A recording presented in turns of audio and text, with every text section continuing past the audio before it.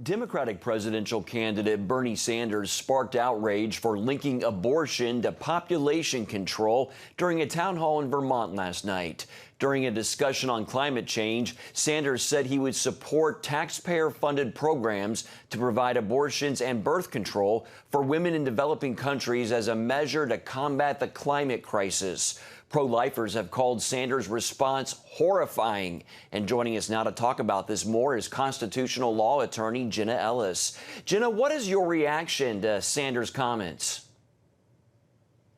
Well, I would agree, and I actually clarified this as well as absolutely horrifying. I mean, this is something where the Democrats are prioritizing a political interest literally over the lives of millions of children. And to think that Bernie Sanders and the Democrats could be so callous toward human life, and especially in other countries, that to say that simply because of climate change, then we need to promote abortions and encourage young mothers to literally murder their children. I mean, this is just an atrocity that is reaching new bounds of just unbelievable response. And so if this doesn't show the American people how far progressive left the Democratic Party has gone, I don't know what will. And this should just outrage the conscience of every individual who saw that comment and who's reading the news today, because we all know innately, Martin, that every human life is sacred and is made in the image of God. And that is not just for Americans,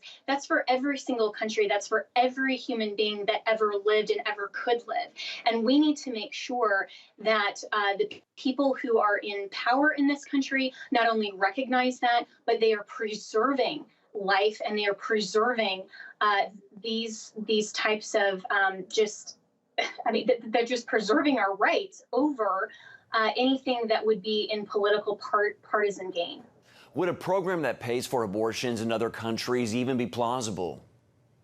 Well, Bernie Sanders mentioned the Mexico agreement, which essentially states that the United States won't fund abortions in other countries. And this shouldn't be feasible. And even if for some reason Congress rescinded that agreement, or there were some other way that the United States facilitated that, that's not within our constitutional framework. Certainly, we understand that our rights are pre-political, they are God-given, and that first and foremost includes the right to life. And so our government should not at all be promoting or trying to make legal abortion in our country. Certainly, the Roe versus Wade and its progeny needs to be overturned just on a constitutional basis. But our government has no plausible legal or constitutional or moral argument to be promoting or paying for abortions in other countries. What have you been hearing in the pro-life community? How are people responding?